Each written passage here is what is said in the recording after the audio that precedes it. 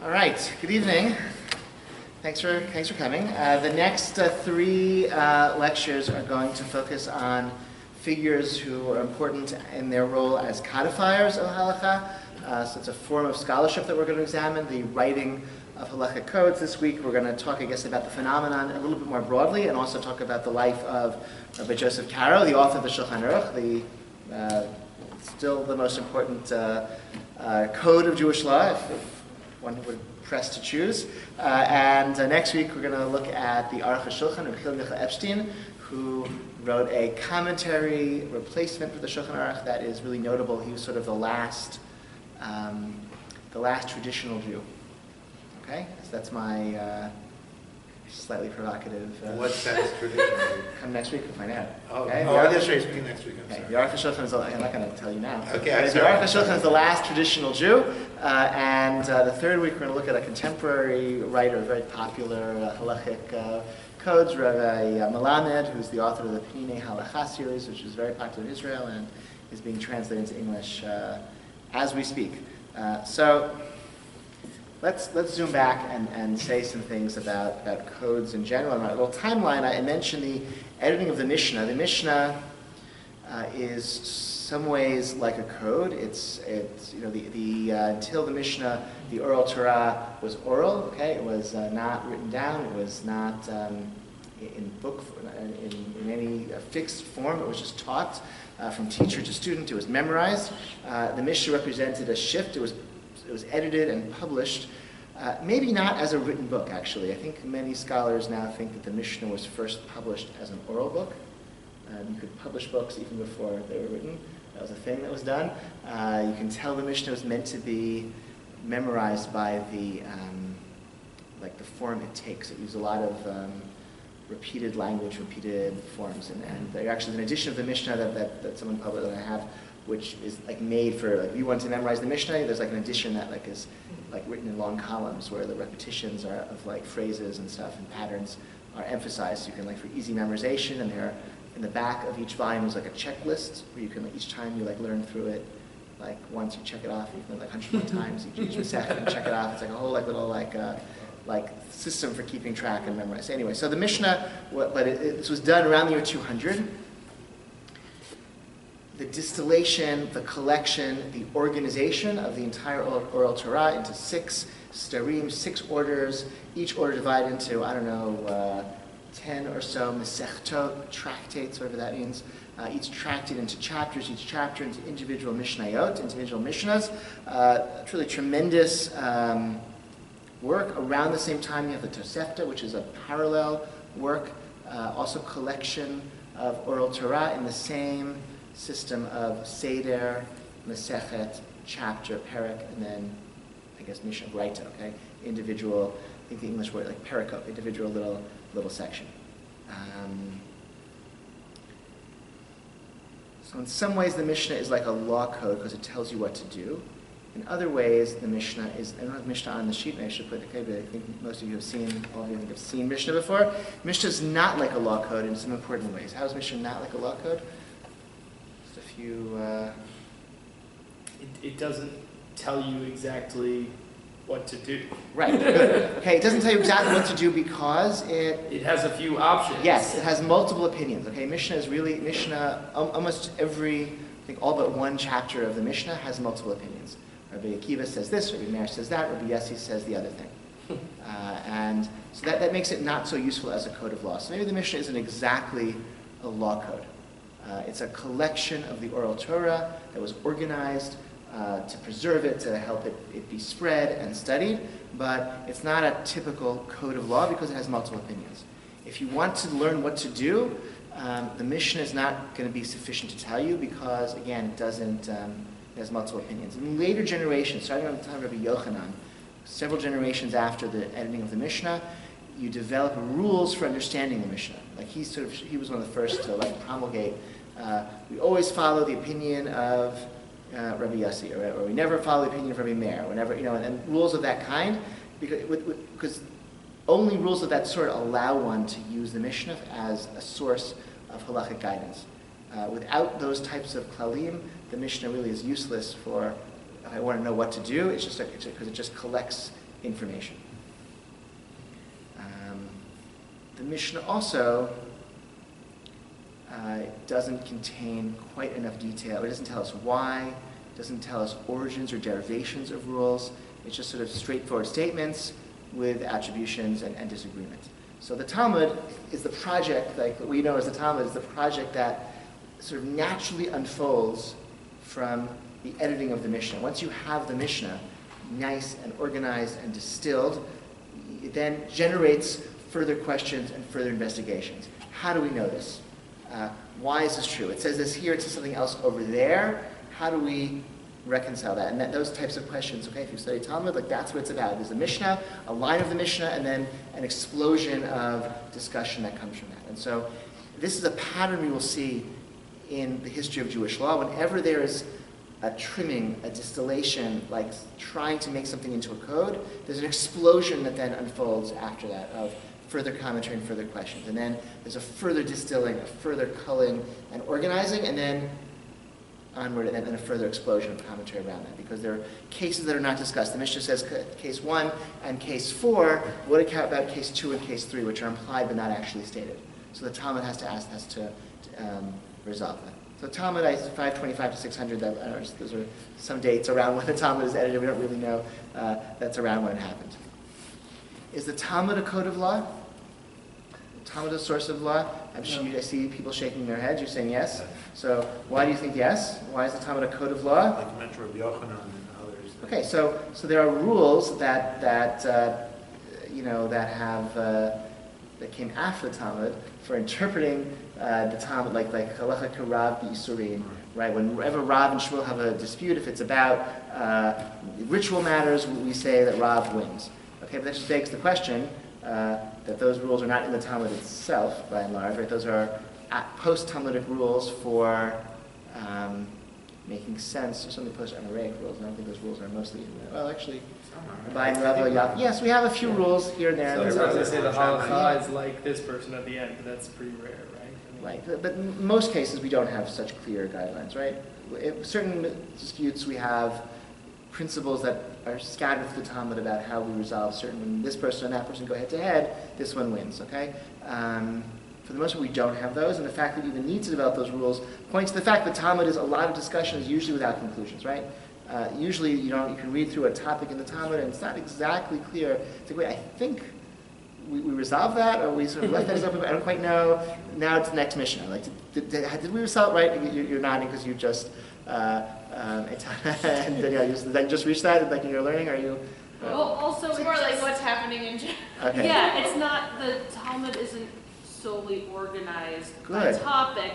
That like a Yes. word will trigger a connection to something that's really obscure, but because that's how the person memorized the connection. That's right. Like the Talmud also was edited to be memorized, and so you have like 10 statements in a row, all by Rabbi Rama, okay, and then or once you mention sheep, let me tell you 5 other things about sheep, okay, like that's how the Talmud is organized. It's associative, which helps you memorize it because you remember, okay, 5 things about sheep, okay, here are the 5 things about sheep, and that makes it easy to memorize in a a culture that wasn't yet was more oral, but it's not so helpful for a law code, right? Because if you want to look something up, It could be anywhere. It could be anywhere, right?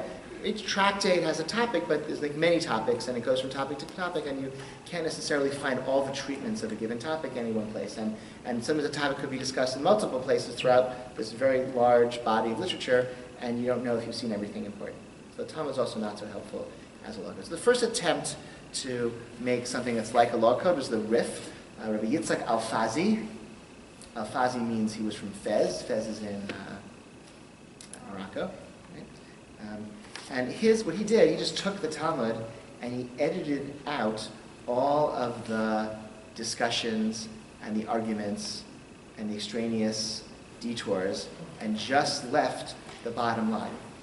So what you end up having is the Talmud, which follows the order of the Talmud with the same tractates and chapters, but it's a lot shorter because it just has the bottom line. So if you wanted to, you would study, you would read the chapter in the Talmud, then you could read the Rif, Rabbi Yitzhak Alfazi's version, and you would just get a much quicker, like a third of the pages, a quarter of the pages, maybe even less, just the bottom line. The Rif is printed in the back of the nice editions of the Talmud.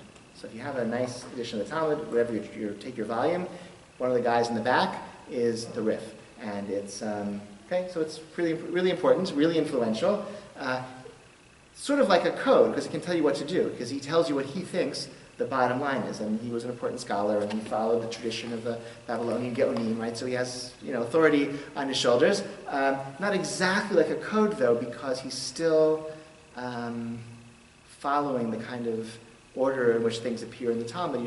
If you want to, you have to know which chapter in the Talmud a certain topic is discussed if you want to have a chance of seeing how the Rif addresses it. And the way he addresses it is just by leaving in a line of the Talmud. It's not exactly, so it could be a little obscure.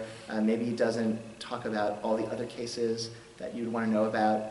It tells you law number 2, but it doesn't tell you 1 or 3, which are kind of obvious things. So it's all he does is give you the Talmud, whatever it says, without the extraneous material.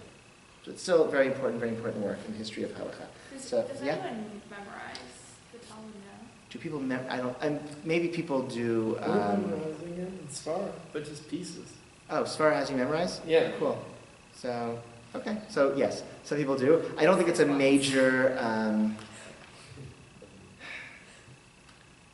It's not a major endeavor. I just say, I think it's interesting. Like educationally, I feel like memorization has taken, like the invention of the.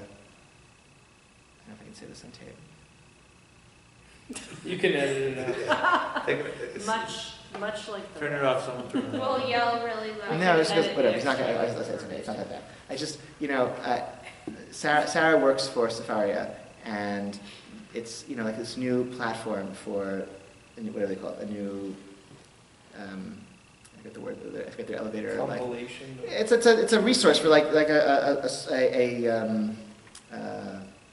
receptacle of Jewish texts, and it's also a way in which they can be studied and taught and shared, using like digital breakthroughs in information technology. Okay, so it changes the way you could study. It changes the way you could teach, and that's sort of her task. She's not an engineer; she's the educator on staff at Sefaria. So she's like working with educators, working with rabbis, working with schools to see how the technology could transform their education, and then to offer feedback from the educators to the engineers, like this feature could make our lives better, etc. So she met with a rabbi. This is the part that I'm anxious of putting on tape. I'll just say, so I'm going to strip all the details, but a rabbi that she spoke to, expressed like reluctance to do more of his teaching using technology, because he just felt very committed to the age-old method of Torah study based in books, and just the point being the books themselves. Books were a new technology, 1,500 years ago, or even less actually. The printed book is less than 1,000 years old, and before printing, just to learn from books was also very different. So before books were printed, I think Masechta were memorized, or if they had to be written out by hand, right? So everything had to be written by hand before the printing press, and I think memorization was much more important. I think with the printing press, it's much less important. And even with the printing press, when you had to take pieces of metal by hand and arrange them into a plate, and then you could print one page, and then you would have to take apart those letters and make a second page. And so there are even with many fewer books, I think you would still memorization was still more useful, because you wouldn't all have maybe 5 people sitting around a table with one book. So some people learn to read upside down because that's where they sat at the table, and that's just a different relationship to the physical book, and so memorization was more important. That was along with. And you had tropes too, right? I mean, some people sang the Talmud. Yeah. People that people still do. People still, right. in Shias, people still lane or sing the Talmud. That people still do that. But I guess the point is different things have to be. As technology changes, different skills and analytic skills become rise and fall in their importance. I think now, internet research skills is really important right. You could have a question. I think I've said this, but right, you could have a question about some Jewish topic, and you Google it, and the first page could all be a combination of Chabad and My Jewish Learning, and none of them could be actually relevant to you and the information you're looking for, and that's to be literate. Now you have to okay, let me look through these Google results and see what's a source that I trust, or what's information that's relevant for me, as opposed to what pops up when I answer this question. Okay, any question on Judaism that you search, Chabad and my Jewish learning are probably going to be like most of what you find in the first section, and they could be fine, but it might not be, right? And so, like, that's a different kind of skill than memorization. It's like how to take advantage of Google's algorithm to find the information I want, as opposed to 100 years ago where much more had to be memorized. Okay, that was a very long answer to a very interesting question, but. But the same thing would apply to our commitment to the Vilna, it's just a different discussion. Yeah, right. Yeah, right, exactly. No, right. So the print, right, that's sort of right. The Talmud was printed very early in the history of Jewish printing.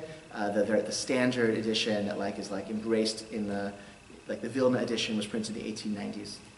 So it had the same pagination as earlier editions, but it's the classic, be all end all of Talmud printing, and it's from the 1890s. So it's not all that old in the scheme of things, but people really feel this is no, this is how Rashi learned. No, Rashi didn't learn that way. In fact, there was no Rashi commentary on the Talmud that Rashi learned because he wrote it. Okay, so we know that it doesn't, it goes back far, but not that far, and so right. So we should, it's okay to be attached to the way we were taught ourselves. It's natural and normal, but a little bit of perspective I think is helpful. Okay. Okay, that's the next real important stage in this history. I'm sorry, we'll get to the rest of Karo, but I want to sort of put him in the context of codification. Is the Rambam. The Rambam wrote his Mission Torah, his recapitulation of the oral Torah between 1170 and 1180. I have here the source one is his introduction to Mission Torah, where he explains his whole history of, we're not going to read the whole thing inside, it's worth reading if you haven't read it before. Here's how the oral Torah came about, and here's why Rabbeinu HaKadosh, Rabbi Judah, the prince, composed the Mishnah, or we would say edited the Mishnah, because what happened, he wasn't supposed to be written down, but he thought it was important. Torah was just taught orally, and but Rabbi Judah Nasi thought, no, it's going to be forgotten, exile is really bad, the Roman Empire is oppressing us, let's commit this to writing. And then the Talmud developed. That's all on this first page here. And the Talmud, he says, all the Jewish people accepted the Talmud. That's why it's authoritative, because it's sort of, and after the period of the Talmud, there was more fragmentation in the Jewish world, so nothing post-Talmudic has that same degree. It was never accepted by all Jews. And now, in our times, the misfortune is prevalent. Okay, in Hebrew, Vizman hazeh takfu hatzarot. And the time is urgent. The wisdom of our age sage is lost, and understanding of our discernment is hidden. Therefore, those explanations of halachot in response that the Gaonim composed and saw to that they were explained well have been made difficult in our days, and no one understands them properly except for a select few. It goes without saying, the Gemara itself, the Babylonian, the Palestinian, Sifra, Sifrei, Tosefta, all these rabbinic writings, which require great knowledge and a wise soul and a lot of time, and afterwards a person may know the proper way of forbidden and permitted things, and the rest laws of the Torah. So, people, the recent material of the prior generations, Rambam saying, it's hard to study it, and the rabbinic literature is very hard to study. It takes a lot of years and years of full-time study to actually get practical information from the Talmud. So for this reason, I awaken my strength. I, Moses, son of Maimon, the Spaniard, and I swore by the rock, blessed to see that I studied all of these books and sought to compose what emerges from all of these works concerning the forbidden and the permitted, pure and impure, etc. All of them in a clear language and concise manner from all of the works and explanations from the time of Rabbeinu HaKadosh, from Rabbi Judah Nasi, from the time of the Mishnah until today, so that all of the laws are revealed, great and small, and the laws of every commandment, every decree issued by the sages and prophets, the general principles, so that no one will need any other work about Jewish law. Okay? All you need is you need a Tanakh, and you need a Mishnah Torah, and that's it. He wanted to replace the Talmud, which is really hard to study and figure out what to do, with a clear book that's going to tell you what to do. And he wrote that. That's what he wrote, the Mishnah Torah. He wrote it in beautiful Hebrew. All of his other writings were done in Arabic. This he wrote in perfect 2nd century Mishnaic Hebrew. Beautiful language. I could wax poetic about the Mishnah Torah, as I have on other occasions. I won't do that now. A tremendous masterpiece. It failed, though, in that effort to replace Jewish learning. It became instead a new source for Jewish learning. Oh, Maimonides says this, but he phrases it, because its writing is so beautiful that you want to understand every turn of his phrase, and so it just generates more commentary and scholarship of how did you read the Talmud to derive the law in this way, or why does he use this phrase here and that phrase there? They seem to contradict each other, or it's a curious turn of phrase. His use of language is interesting. Let me try to understand that. And so he didn't replace scholarship, he did generate new scholarship. He wrote a masterpiece. It's organized conceptually. If you want to know any point in Jewish law, you can figure it out because there are 14 books, each one with a theme, each one divided into halachot, the laws of this topic, the laws of that topic, which are divided into chapters. The chapters are thematic. He starts at the beginning. The other issue with the Talmud and the Mishnah as well, actually. The Mishnah assumes that you know the entire Mishnah. The Talmud assumes you know the entire Talmud, right? It presumes, which is hard, to how do you start learning? That's why Rashi is so important, or a teacher is so important, to give you all the scaffolding, all that background information that every single Talmudic passage assumes you have. What's the beginning of the Mishnah? Philosophy. The beginning of the Mishnah, not the Mission Torah, the beginning of the Mishnah. Mishnah. The Mishnah, Rabbi Yehuda Nassi's Mishnah has to begin. God But not just creation, it doesn't say the beginning of creation, it has to begin. It begins. Mi'ematai. Be. Yeah.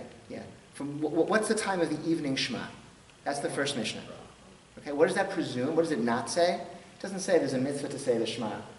It's a mitzvah to recite the Shema twice a day. Here's what the Shema is. It has these 3 paragraphs. These are the words. This is what the Shema is. Okay? Here's when you say it in the morning. Here's when you say it at night. The very first Mishnah assumes all of that and just starts, what's the definition for the timing of the evening Shema? Presumes a lot of background information. Okay? Maimonides in Mission Torah starts with philosophy, and then each topic gives you the foundations, and then goes through the details in an organized way. So very, very important code. Rambam didn't give any proofs or sources. The Ravid, who very important Provençal rabbi, wrote a gloss, a critical gloss on Maimonides' Mission Torah, and he took great exception to his whole endeavor of, I'm going to rewrite the Mishnah in clear language, because he doesn't say where he learned things from. He doesn't tell us how he derived his rules, and so all you end up with is, we end up disagreeing more than I might have otherwise, because why should I, he wished to improve the situation, did not improve because he abandoned the way of all writers before him, for they bring proof for their words. They cite their sources. There's great value to this, because there are many times it will occur to the judge to forbid or permit, and this proof comes from somewhere else. Had he known that there is someone greater than him who holds differently, he would retract his ruling. But now I don't know why I would retract from my received tradition and proof because of this composition or this author. If you don't tell me why, okay, maybe you're right. If you don't tell me why, then it's just your word against mine, I'll stick with my word. If the person who disagrees with me is greater than me, that's good. But if I am greater than him, why should I give in to him? Furthermore, there are matters about which the Gaonim disagree with each other. But this author only recorded one side of the argument. Why should I rely on his choice? Okay, I don't know that the dissenting opinion, if it's right, if you don't show your work, you're much less reliable. So the Ravid, that's a stylistic disagreement with the Rambam. That's actually a whole philosophical disagreement what the nature of Rambam was trying to, he obviously could have cited his sources, but he was trying to write, he didn't want to write a piece of that kind of scholarly work. He wanted to write something you just open up and tell you what to do. So if that's not what you want, or that's what you need, it's not going to be helpful for you. But I always find his Hakdama to be kind of pompous. The Rambam's. Yeah, because he's just you don't need anything else. Just Mission Torah and this, and forget about everything else. Yeah, look, it's really arrogant. Yeah, look, I would say, I think anyone who takes up the task of writing a book, telling you what to do, there's a certain arrogance implicit in that. Okay? And thank God that there are Beit Torah scholars who had that arrogance to write books telling, right? I mean, even, I don't know, the Chafetz Chaim was a very humble person, but he couldn't have been that humble because he wrote a book called the Chafetz Chaim, all about how we should act, right? You have to have a certain amount of, I would say arrogance, I would just say ambition, and confidence and ambition, okay? Which I think are good things and needed things. So. But nobody else says forget about everything else and only learn my book. Yes, yeah, that's true. His agenda was particularly bold, I will say that. His agenda was very bold. He didn't say because the Talmud is inaccessible to some people, hopefully my book will be a good thing. No, he thought he had a very he thought his book would replace the Talmud. He wanted to. I mean, the other pieces, the philosophical, he wanted people to have time to study metaphysics and physics and contemplate philosophy and think about God, because that's the path to eternal life. Yeah, that was his. And therefore, if you have to spend 10 years in yeshiva just to know how to keep a kosher kitchen, that's not going to work. So I'll write this book, you'll know what to do, and then you can spend your time studying philosophy and science. So there was a philosophical agenda as well. I would say you're right, there was a very bold, attempt. That completely failed, right? The Mission Torah has not replaced. The work communities, the Yemenites, really embraced Mission Torah as the book of Jewish law, and they follow it even to this day, I believe, almost exclusively as their code of Jewish law, but I don't think there's any Jewish community where it replaced Talmud study. So in that sense, you failed. Kind of an about it. The what? Kind of an about it. Okay, I'm not going to, maybe. Okay. Next, the Torah. Okay. In the end of the 1200s, you have bad times for the Jews in Germany. And in that period of persecution, the greatest of the German rabbis, Rabbi Asher Bar Yechiel, flees Germany to Spain, taking his son with him. His son, Yaakov ben Harash, Yaakov the son of Rabbi Asher Bar Yechiel, grows up in Spain, writes a code of Jewish law called the Torah, the Arba'a Turim, the 4 pillars. This is very significant because a number of things he does in his code. First of all, he cites multiple opinions. In his code of Jewish law, he cites multiple opinions frequently. Second, he's not trying to replace the Talmud. He doesn't need to encompass all of the oral Torah. He's just going to tell you practical guidance of what to do, only those parts of the Talmudic tradition that are relevant. So he leaves out agricultural mitzvot that only apply in Israel. He leaves out details concerning the Beit HaMikdash, or things that aren't apply in our pre-Messianic, non-Beit HaMikdash time. He leaves it out as well. Practical guidelines. He organizes it in a very simple way. He doesn't start with philosophy. He starts with waking up in the morning and goes through the order of the day. The 4 pillars are divided into simanim, sections. They're numbered 1 through 500, 600, each of those 4 sections. One section, Orach Chaim, is on waking up in the morning, daily schedule, tefillah, prayer, Shachris, Mincha, Mariv, laws of Shabbat, and the festivals. Even Ezer is marriage and divorce and things in between. Yeridea is ritual law, permitted and forbidden things. And Choshen Mishpat is interpersonal civil law. 4 pillars, each divided into simanim. This became a very important book.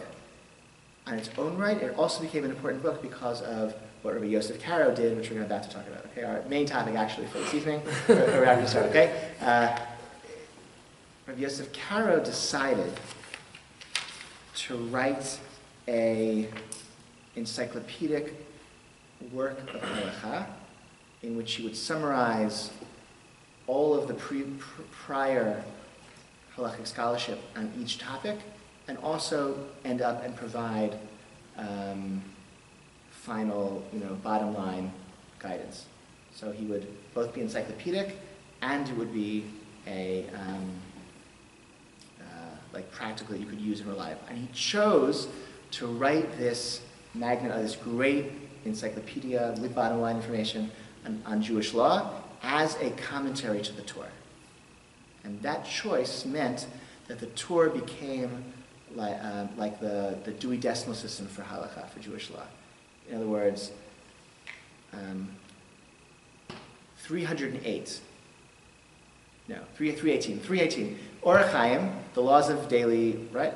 Number 318 concerns forbidden forms of heating things and prohibitions of cooking on Shabbat. That's number 318 in the Torah. And the Beit Yosef wrote his commentary on the Torah, and so 318 Orach Chaim, it's his expanded discussion on 318. And so from then on, and then as we'll see when he later wrote the Shulhan Arukh, he kept that same classification system. And so the Dewey Decimal System, Orach Chaim 318, that's the location of Jewish law that discusses the prohibition against cooking on Shabbat. And so the Torah is important for as a work of scholarship, and because of the later scholarship and later books that were written around it and that adopted its classification system. It's like the Dewey Decimal System. Do people know the Dewey Decimal, right? Okay. They still have the Dewey Decimal System? Is that okay. I don't know. Okay, fine. So, okay. I just want to make sure that my metaphors, my analogies are still, okay. So that's the Beit Yosef. Now he describes how he's going to provide bottom line. So it's truly masterful. Each topic goes back to the Talmud, quotes the relevant Talmudic passages, analyzes them, quotes the Rishonim, quotes the early halachic scholars about who and what they wrote about that halachic, that Talmudic passage, and then gives bottom line. His bottom line, he says, is going to rely on the Rosh, the Rif. No, it's going to be the Rambam, Rif and the Rosh. Okay, yes, that's right. Rambam, Rif, and Rosh, and he's going to see who is going to be the no.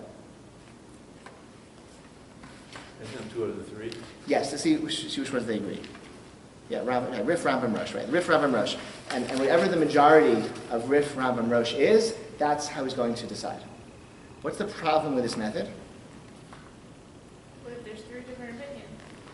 Oh, that's good. That's good. So he says that there's a place where one of the 3 didn't reveal his opinion, the remaining 2 disagree. We turn to the Ramban, the Rashba, the Ran, Mordechai, see what they rule. So we'll check the others. And where none of the 3 revealed their opinion, we turn to the famed sages who did weigh in on the matter. So we'll find out. But let's say they do. Let's say Rambam, Rif, and Rosh do offer an opinion on a given topic. What's wrong with going 2 out of 3 to decide? So maybe the third one might be more knowledgeable. Well, they're all Rambam, Rif, and Rosh are all equally knowledgeable. There's great pillars of you're not gonna. We still don't know where the Rambam got his. Okay, but fine. But we can sort of, in other words, we have a topic and we see what the Rambam says about that topic. I mean, we know the Talmudic passage. We see what Rambam says about that topic, and we see what the Rif and the Rosh say about that topic. Why can't? What's the problem with this method? It should be democracy. It should be finding the truth. So what if one argument is more compelling right? So that would be interesting. So this is sort of the research I didn't do. It would be to see if he actually lives up to. In his introduction, he says this is what he's going to do. Did he actually do that? And where he doesn't, why? That'd be really interesting. What are the cases where he doesn't apply that rule, and why? And does he allow his own read of the Talmudic passage to overrule them? Generally, like we would say, the Rishonim, those early generations of medieval scholars, they felt confident to read the Talmud and say, ooh, I think it means this, and that's what Jewish law is going to be, whereas Beit Yosef and onwards, they didn't quite feel confident in that ability, and so instead they are analyzing the earlier generations of post-Talmudic scholars. The Achronim, the later generations, interpret the Rishonim, and the Rishonim felt empowered to read the Talmud for themselves and say, I think it means this, even though no one else said that before, this is what I think the Talmud means, and therefore Jewish law is in accordance with what I just said. If that's the argument that's being made, you're probably a Rishon. Okay, that's a post-Talmudic, but pre-Beit Yosef, this Yosef Karo. Is that a matter of recognizing that everyone before knew so much and there's nothing else to I don't know, so something like that maybe, or just about cultural confidence, right? You had between the end of the period of the classic Rishonim period, which really ends in the beginning of the 13th century, and of Yosef Karo, who is in the 16th century, you have expulsion of the Jews from Spain, the expulsion of the Jews from France and Germany, and when Jewish life has kind of reestablished itself after this century of upheaval, people have less confidence. Maybe I don't know. But. Okay, Rif. Where's the Rif? Rif was from Morocco. Morocco. What kind of people live in Morocco? Sephardic. Where's the Rambam? Where's the Rambam? The Rambam lived in Egypt. Spain. Then he moved to Egypt. What kind of people live in Egypt? Sorry. Okay. Where did the Rosh live?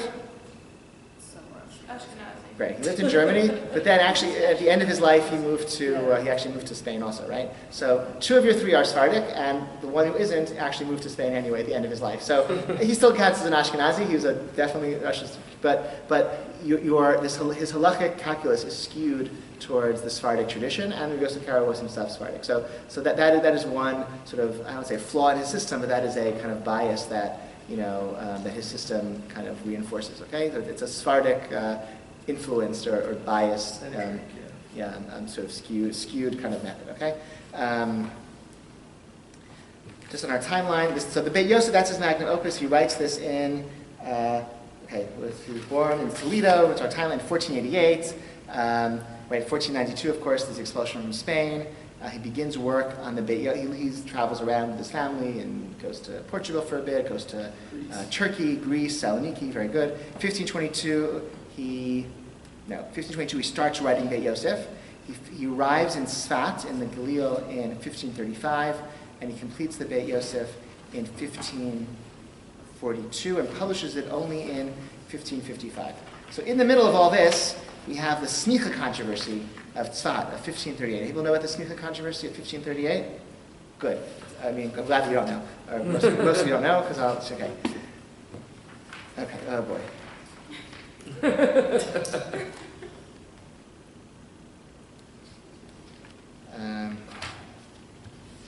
Okay, Smicha controversy. In the Talmudic times, the chain of ordination, rabbinic ordination, was done teacher to student by the laying of hands, smicha, laying of hands from the teacher to student. The student was then given authority by the teacher to be a full rabbi, to do all the things that rabbis can do in the Talmud, including impose fines. Fines are special because it's not what you owe, it's like more than what you owe. Okay, I caused damage to your car, it's $200 to fix. Okay, but then the fine would be another $200. Right? I steal something, I have to pay it back, but then a fine would be to pay double. Okay, you need real ordination, real rabbis to impose fines as opposed to just imposing damages. Okay, for example, that tradition of smicha vanished by the end of the Talmudic period. That tradition was broken, and what we call rabbis post then are really like fake rabbis. Like no rabbi has that actual like unbroken chain of ordination that goes back to Moses. That chain was broken. The Romans didn't allow smicha to take place. We don't know exactly when, but sometime in the late Talmudic period, it broke down. In Babylonia, they never had it. It only existed in the land of Israel. Maimonides writes in a few places that it seems to me, he says, that if all the scholars in the land of Israel got together and agreed that one person in their midst will have the status of being someone with smicha, of having this ordination, then he has that status and can do all the things that Talmudic rabbis can do, and he can give it to others. Because otherwise, Rama says, how will smicha ever be reestablished? And the prophets say that we'll have smicha again, and real judges and rabbis again. So it must be possible, and this is what I've come up with. So in 1538, in Sfat, they tried to do this. And the first person they gave ordination to was Rabbi Yosef Karo. And he gave ordination to a handful of others. But it didn't spread.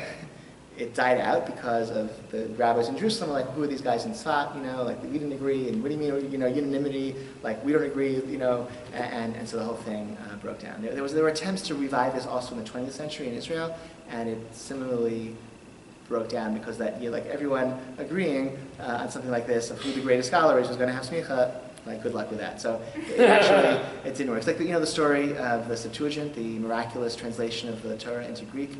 The legend is that 70 scholars were locked into 70 rooms and told to translate the Torah into Greek, and the miracle is that they all wrote the exact same translation. Right? You've heard the story? Yeah. Okay, that's why it's called the Septuagint. It means the 70, right? Because 70 scholars they all made the same changes. Okay, for various reasons. Okay, but the real miracle would have been if they had been in the same room and been able to agree on one translation.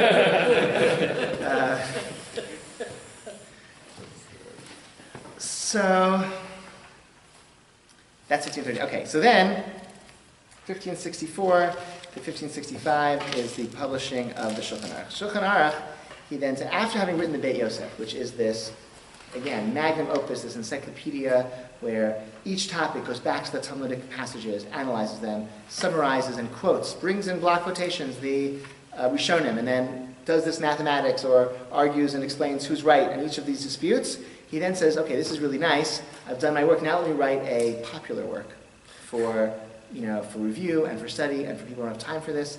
And that work he called Shulchan Arukh, the set table, and that's again published towards the end of his life, 1564 to 1565. The Shulchan Arukh is in fact a very short book. One of the first printings of the Shulchan Arukh was printed in 30 little sections, so you could read one section per day, and every 30 days read the entire Shulchan Arukh. It adopts the same classification system as the Torah Beit Yosef, and so you can read a topic in the Torah, see the Beit Yosef's expansive discussion about it, and then read the Shulchan Arukh, very short, to the point, bottom line, here's what to do. Or you can skip all the early parts, just read the Shulchan Arukh, and then you know what to do. But as in every earlier stage of Jewish law, once you have that task of editing and making short and simple and bottom line to the point, you then have an explosion of commentary that then comes out of it. So here, this is just, again, just to illustrate that, here's the Shulchan Aruch. Okay? If you just had the Shulchan Aruch, you really could read the entire, thing every 30 days. It wouldn't take you that long. But it then became, again, the focal point of the next several centuries of scholarship. And the scholars are saying, what about the missed cases that aren't discussed? It's really interesting, the Shulchan Aruch rules this way, even though in the Beit Yosef, it doesn't seem that it's surprising based on the Beit Yosef that he rules this way here. Why? And again, missing cases or cases that developed that aren't discussed, that aren't addressed. This is, case 1 and case 3, what about case 2, what about case 5? And that's the later commentary. And so again, every time there's an attempt to simplify, and here's the bottom line, there's an explosion of other commentary. So Yam Shlomo is wrote a real, we have an English, the Shlomo Luria, contemporary, really was upset at the whole effort to write the Shulchan Aruch. He felt you shouldn't write codes. Okay, it's bad that there are codes, and there were codes before, but they were all a mistake. Maimonides made this mistake because he just wrote things in his code without giving sources. And the Shulchan Aruch, again, it's sort of a similar problem. Let's return to our Talmud, which we study and from which we drink. If not for the French Tosafists who made it like one unified work, about whom it is said the words of the sages are like prods, they gathered sources from all over until it seems like us like one unified work without any contradictions. But all this did not stop those who came later and poked holes in their arguments. Or from the Tosafists themselves disagree in many places. Their words are contradictory because in one place they follow Be'er Tam, other place they read. In other words, the Yam Shlomo was saying the nature of halacha is to always, it's like a never-ending quest for truth. And the Tosafists, those French scholars, they were doing this at the same time the Rambam was writing his Mission Torah. He's writing a code, it's clear, he's going to replace all of halachic scholarship with just one book. And at the same time he's doing that in Egypt, in France, the Tosafists were exploding Talmudic scholarship into 1,000 new ways of understanding because, one guy knew Masechet Shruot, one guy knew Masechet Ketubot, and the two of them in the same Beit Midrash, they could compare their, it says this in my Masechet, it says this in your Masechet, let's grind these together and figure out what they really mean. And that never ends. And so the attempt to freeze halakha in one time and say, this is it, here's the bottom line, Yam Shlomo is saying that's a mistake. So it's okay. You want to help. You want to help out people with a book that can just look something up. But maybe people like that shouldn't be trying to figure out the halacha for themselves. If you're not capable of going back to the Talmud and reading the Rishonim and the Tosafot and understanding their arguments and analyzing and figuring out who's right, if that's not in your skill set, maybe you shouldn't be deciding halacha questions to begin with. So it's not deciding. If you read the Shulchan Aruch, you just want to know what it is. You're not trying to Right, decide. but that's a mistake, and that's not halacha. Isn't you just want to know what it is and look in a book? It's it's a never-ending quest for truth. And in a sense, the Shulchan Aruch became that, right? You can't. The Shulchan Aruch really is just one stage because you look at the Shulchan Aruch and you see what the Shach and the Taz say, and you see what the later people say, and we don't always follow the Shulchan Aruch. We follow when we say we follow the Shulchan Aruch, we really mean the Shulchan Aruch and 300 years worth of commentary and discussion that's printed on the page with it. And so in that sense, the Yam Shlomo is right. The Shulchan Aruch became a very foundational work, but not for its own positions per se, as much as for everything around it. Now, three other points to make. Let's see what I can do. So one point is codification is something that there was a big fad, movement towards codification around the time the Shulchan Aruch was being produced. You had this in English law, you had this in Lithuania, you had this in other places in Europe.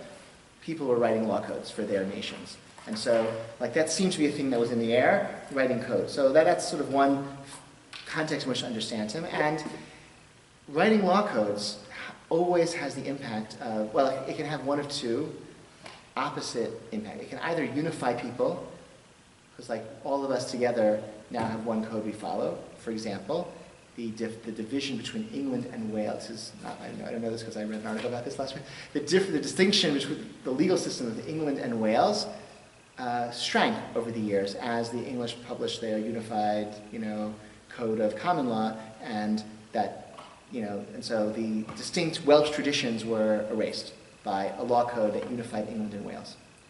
On the other hand, in Poland, or Lithuania, they wrote law codes that emphasized their distinctiveness from one to another at a time when politically they were united. And so a law code can carve out differences, and it can also unify disparate differences. So that is true for the Shulchan Aruch as well in two different ways. One, the distinction between Sfaradim and Ashkenazim became a Shulchan Aruch rooted distinction because the Sephardi communities, the Eastern communities, accepted the Shulchan Aruch. After all, it's the Rif, Rama, and Rush, so like 2 out of 3. He is basically basing himself on the Sephardic tradition. And so you have a unification of the Sephardic traditions around the Shulchan Aruch. That process has been accelerated and promoted to an extreme degree in the last 50 years by Rabbi Yosef, who died just a few years ago, who was a very influential Israeli rabbi, and one of his agendas of his lifetime was to unify all of the Sephardic traditions around the Shulchan Aruch. So he waged battle against the Syrian and the Egyptian and the Iraqi and the Moroccan distinct halachic traditions, and said, no, all of us have to follow the Shulchan Aruch. So that's and in that he was also in line with the ethos of the State of Israel in most of its history, which had a very statist, called mamlachtiyut, of everything, all these ethnic Jewish identities the state tried to erase and minimize ethnic distinctiveness among Jews and to create an Israeli identity, right? And Rabbi Yosef's effort to unify Sephardic halacha around the Shulchan Aruch is akin to that, or similar in some ways to that dynamic.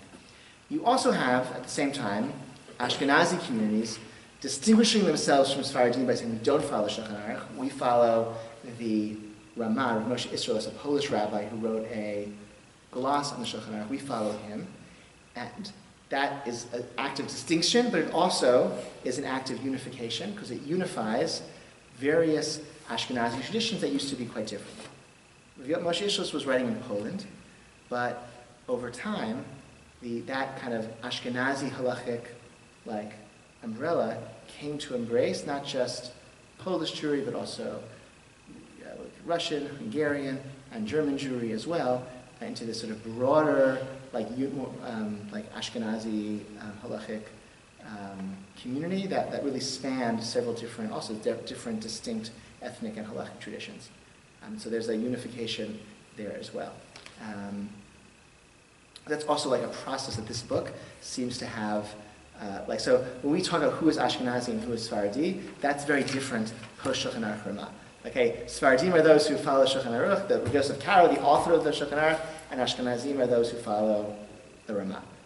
Even though, before these two men wrote their books, these were actually many distinct, Moroccan, Syrian, Turkish traditions, and Polish, Hungarian, German traditions as well.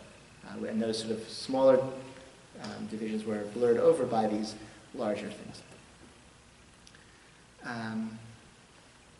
Finally, one other thing about the Shulchan Aruch that you should know: he was also he was also a mystic, and he was part of that circle of Jews in Tzfat who were tremendously creative in various types of Jewish mysticism. This was the center of Kabbalah in the 16th century, and a lot of Kabbalistic influences on Judaism came from that circle in Tzfat.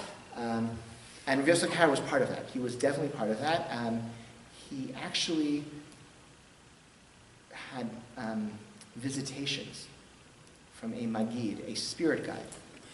His Magid, he felt, was the personification of the Mishnah itself. The Mishnah came to him at night and spoke to him.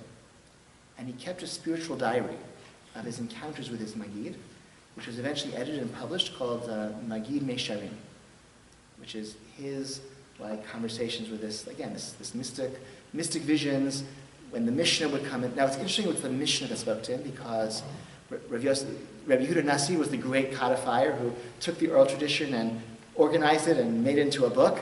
And Yosef Karo took halachic tradition of the prior 1,000 years and made it into a book. So it's interesting. The Mishnah is like the work that spoke to him, literally spoke to him. They also talked about halachic matters, which is also interesting. Like the Mishnah would say, "Oh, very good. I really like what you did in Siman 102. Like very good. You defended me. Rama was wrong there, and you got it right. That was good." So like he talked. His mystic visions were also about like legal matters.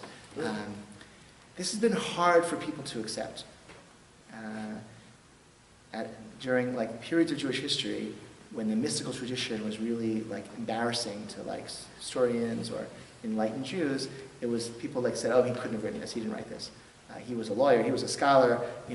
But he did write it." And I think it's also something really it just exemplifies something about like Judaism and the Jewish mystical tradition as opposed to the mystical traditions in other faiths. That our mystical tradition is not antinomian. That our mystics also follow the same rules as the rest of us do, and here even the content of that mystical encounter was also legal in some places, and part of what he in his spiritual visions that he had, where the Mishnah came to him at night and spoke to him, they talked about Jewish law as well. That's what they talked, which is again I don't know that happens in other faith traditions that they have those types of mystic visions. Okay. I think we'll pause here. Next week, the Arukh Shulhan, who took the same codification system as the Shulchan Aruch, again, divided the same Orachaim, Koshinish, the same 4 parts, and the same numbers. Number 318 is about laws of cooking on Shabbat, but he kind of rewrote and brought more opinions and provided bottom line guidance, but bottom line guidance for a specific and real Jewish community, which didn't always practice in accordance with what the conclusions of his scholarship might suggest they should do, and that's the agenda he takes up. One agenda he takes up in his phenomenal book, the Arukh Shulhan, is reconciling or defending the Jewish people with his scholarship, or reconciling his scholarship and what was actually done in Lithuania, in Novordik, in this community where he was the community rabbi, as well as this tremendous scholar. So that's next time. So thank you so much.